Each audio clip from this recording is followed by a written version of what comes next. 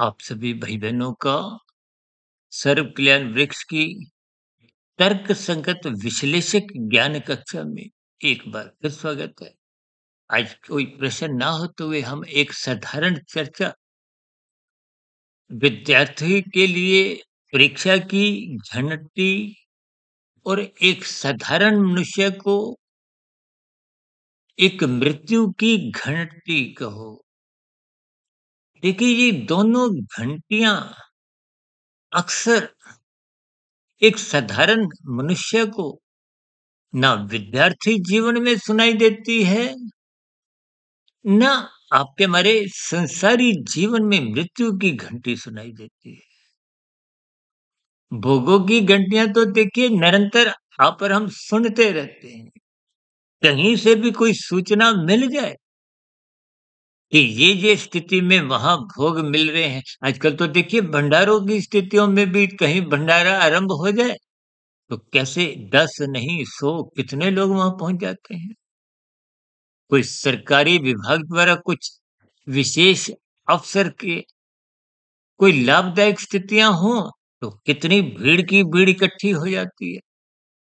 विशेष रूप से देखिए आपने कुछ समय पहले राजनीतिक चुनावों के सिलसिले में जब कोई घोषणाएं होती थी तो लोग अपना पंजीकरण कितना जोश जोश से उस समय विशेष के लिए भागदौड़ करते हैं। यानी कि सरकारी तंत्र के आधार पर या प्रकृति की व्यवस्था में या किसी एक धनी मनुष्य की कुछ सुविधाओं को देने की स्थितियां हों, यानी कि मनुष्य को इन सभी स्थितियों को जहां-जहां कुछ मिलता है, ये मिलने की स्थितियां को हो, इनकी सूचना को हो, घंटी को हो, सुनाई देती है, पता चल जाता है। देखिए जब एक विद्यार्थी को जब एक परीक्षा के बारे में बताया जाता है कि अमुक तरीकों से आपकी परीक्षाएं हैं, तो साधारण से साधारण विद्यार्थी भी झुक जाता है। जो सारा साल नहीं भी पढ़ते वो भी देखिए कुछ ऐसे पुस्तकों की कुछ लघु कुंजी जिसको कहते हैं वो खरीद कर कहीं भी कुछ पास होने की एक अवसर ढूंढता है। ठीक संसारी मनुष्य भी साधारण स्तर पर तो हमें देखिए मृत्यु की एक आहट कहो, घंटी कहो, देखिए हम सभी भाई-बहन इस स्थूल शरीर के साथ जो आपका हमारा एक जन्म हुआ है, देखिए माता के गर्भ में इस स्थूल शरीर के निर्माण की प्रक्रिया से आप और हम सभी भाई-बहन अवगत हैं और मृत्यु की स्थितियों से भी आप और हम कोई अनजान स्थिति में नहीं है। हमने अपने जीवन में कितनी ही मृत्युएँ देखी हैं, लेकिन फिर भी मनुष्य स्वयं की मृत्यु को स्वीकार नहीं करता। हालाँकि देखिए हमने पिछले लगभग सवा 6 वर्षों से 3300 से अधिक वीडियो प्रसारित किए हैं, जिसमें हमने देखिए मैं समझता हूँ कि 50-60 वीडियो तो हमने प्रत्यक्ष रूप से ही मृत्यु से संबंधित स्थितियों पे ही प्रकाश डाला। और मैं तो अपने जन्मदिन की तारीख में अवश्य ही मृत्यु से संबंधित ही वीडियो प्रसारित करता हूँ। देखिए आप पूजा स्थल पर जाओ, किसी भी स्थल पर, परमात्मा से आप उतना जल्दी नहीं जुड़ते जितना शमशान घाट में या मृत्यु का चिंतन मात्र से मनुष्य परमात्मा से जुड़ जाता है। भले ही ये अल्पकालिक स्थितियाँ होती हैं। देखिए शमशान घाट में जो क्षणिक वैराग्य जगता है, वो जल्दी ही समाप्त हो जाता है बशर्ते उस पर यदि चिंतन नहीं होता। इसीलिए आज हमने वीडियो का नाम ही क्या रखा है कि यदि विद्यार्थी को परीक्षा की घंटी सुनाई नहीं देती, तो फिर ऐसी स्थितियों में उसके या तो कोई अच्छे नंबर नहीं आते या फेल होने की स्थितियां बनी रहती है। ठीक इस बात को आपने अपने जीवन की स्थितियों से एक विशेष स्तर। देखिए, शास्त्र 4 पुरुषार्थों में धर्म, अर्थ, काम, मोक्ष।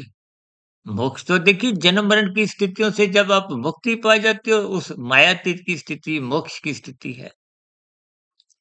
अन्यथा तुम्हारे जीवन में अर्थ और काम, अर्थ का विपरीत धन से है, पदार्थों को खरीदने की स्थितियों से है, सुख सुविधा के साधन जुटाने की स्थितियों से है। और ये स्थितियां क्या है कि आप अधिक से अधिक भोगों को भोगना चाहते हो, मिले हुए जीवन को भोगों को ही अधिक महत्व देते हो। फिर ऐसी स्थितियों में तो संसार, जब संसार के भोग विषय अच्छे लगते हैं, जब भोग विषयों में आसक्ति होती है, तो उसको अपने जीवन से, अपने जीवन का यानी कि जो समय विशेष है, या यूं को कि स्थूल शरीर के स्तर पर आपकी हमारी जितनी भी स्थितियां हैं, उनसे आपको मोह होता है। सूक्ष्म शरीर सुधरे, कारण शरीर में शुभ संस्कार बने, इन सभी स्थितियों के प्रति आपका कोई विशेष ध्यान जाता ही नहीं। ध्यान इसलिए नहीं जाता क्योंकि आपको शास्त्रों का जो एक यथार्थ ज्ञान है। देखिए, मृत्यु तो स्थूल शरीर की होती है, और मृत्यु होते ही जो कारण शरीर में कर्माशय संस्कारों की स्थितियां होती हैं, उसके आधार पे ही अगली योनि का निर्धारण होता है। देखिए, जो हमने विद्यार्थी के फेल होने की स्थितियों समझाई है, उसको आप अधोगति की स्थितियों से भी जोड़ सकते हो। जब आपका हमारा मिला हुआ जीवन निरर्थक भोग विषयों में ही बीत रहा है, ये भोग विषय आपका हमारा रजोगुण मजबूत करते हैं, सतोगुण कमजोर करते हैं। सत्संग के प्रति कोई जिज्ञासा नहीं होती, रुचि नहीं होती, ब्रह्म मुहूर्त में उठने की उमंग उल्लास कुछ नहीं होती। और जितने भी जो कर्म कांड भी आप और हम करते हैं, वो लोभ से करते हैं, भय से करते हैं, जिसके फलस्वरूप गुरु के प्रति कहो, शास्त्रों के प्रति ब्रह्म मुहूर्त में उठने की स्थितियां ये बन नहीं पाती। जब ये बन नहीं पाती तो परमात्मा को पाने का तो लक्ष्य ही नहीं बनता। संसार को पाने का लक्ष्य तो पहले ही बना हुआ है। तभी तो संसार को पाने की, इकट्ठा करने की, जैसे कि हम कहते हैं ना, लाभ से जुड़ो, लोभ से बचो, और संग्रह से तो दूर दूर तक बचो। देखिए, ये लोभ ही संग्रह वृत्ति में, और संग्रह वृत्ति नीतिगत कार्य करवाती है, कानून का उल्लंघन करवाती है, शास्त्र विरुद्ध अपकर्म करवाती है, और कर्माशय भी करते हैं, और कर्म बिगड़ा हुआ कर्माशय अधोगति की स्थितियों में जाने पर विवश कर देते। आप भाई बहनों को हो सकता है ध्यान हो, तकरीबन 5 वर्ष पहले हमने एक वीडियो उन्हें 3 घंटे की, मनुष्य के मरने के बाद का अगला जन्म पर हमने विस्तार से इन 3 शरीर, इन 3 गुणों का एक सजातीय संबंध कर्मशील संस्कारों से समझाते हुए विशेष एक कर्मबद्ध ज्ञान परोसा था। लेकिन मनुष्य इन सभी स्थितियों को हल्केपन में लेता है। आजकल तो देखिए, अक्सर एक साधारण मनुष्य लंबी लंबी वीडियो सुनते नहीं, छोटी छोटी वीडियो, जिनको शॉर्ट्स भी कहते हैं, और मजबूरन हमें भी देखिए उन शॉर्ट्स वीडियो का सहारा इसलिए लेना पड़ा ताकि कुछ ज्ञान की किरण चलते-फिरते किसी मनुष्य के जीवन में आ जाए। शायद कोई घंटी, कोई ज्ञान की किरण उसके जीवन में एक सात्विक परिवर्तन ले आए। जब तक सात्विक परिवर्तन नहीं आएगा, सत्संग के प्रति रुचि जागृत होती ही नहीं। जब सात्विक रुचि बनती नहीं है, तो ब्रह्म मुहूर्त में उठने की स्थितियाँ नहीं बनती। शास्त्रों का आप और हम स्वाध्याय नहीं करते, तो फिर मृत्यु की जो घंटी की स्थितियां हैं, वो मनुष्य मरते दम तक उनसे अनभिज्ञ रहता है। इसलिए विद्यार्थी जीवन में आपको में परीक्षा की घंटी निरंतर सुनते रहना चाहिए, ताकि आप और हम आरंभ से अंत तक पढ़ते रहें, ताकि परीक्षा में 100% नंबर लाए। ठीक इसी तरह मिले हुए जीवन का सदुपयोग करें। स्थूल शरीर के रहते-रहते कारण शरीर में शुभ संस्कार शत प्रतिशत बना लें, ताकि स्थूल शरीर के मरते ही मायातीत की स्थिति, मोक्ष की स्थिति आपको भी प्राप्त हो। यदि उस स्थिति विशेष को आप प्राप्त नहीं भी कर पाते, तो कम से कम नॉट आउट की स्थितियों में आपकी हमारी विदाई हो। ये नॉट आउट का मतलब क्या है? जब साधना आरंभ हो जाती है, कर्म योग, ज्ञान योग, भक्ति योग की स्थितियाँ बनने लगती हैं, तो साधना करने का अवसर तो मनुष्य जीवन में ही है। कम से कम मरने के बाद पुनः आपको में मनुष्य योनि की ही प्राप्ति होती है। संस्कारी माता-पिता के यहाँ जन्म होता है, गुरुजनों का संग सहज ही परमात्मा की व्यवस्था में इसीलिए उपलब्ध करवा दिया जाता है, ताकि आगे की आध्यात्मिक यात्रा एक गति पकड़े। देखिए, परमात्मा आपकी इच्छा का सम्मान करते हैं और पात्रता के अनुसार वैसी-वैसी स्थितियाँ उपलब्ध करवाते हैं। और यदि कि हमारे जीवन में मृत्यु का कोई एहसास नहीं है, तो फिर मनुष्य, देखिए अक्सर हम कहते हैं ना, मनुष्य ने खाने 100 रुपए हैं और 500 1000 रुपए उसने धर्मानुसार कमा भी लिए, लेकिन फिर भी संसारी विषय भोगों की आसक्ति को हो, एक भेड़-चाल की स्थितियों में रहते हुए मनुष्य अनीतिगत कार्यों द्वारा लाखों, करोड़ों, अरबों की एक संग्रह वृत्ति में लग जाता है, जिसके फलस्वरूप कानून का भी उल्लंघन होता है, शास्त्र विरुद्ध कब कितने पाप कर्म होने लगते हैं, जिनको मनुष्य ने खाना भी नहीं, भोगना भी नहीं, लेकिन उन कानून का उल्लंघन करने की स्थितियाँ और पाप कर्मों की स्थितियाँ वो क्रमशः बिगाड़ देती हैं।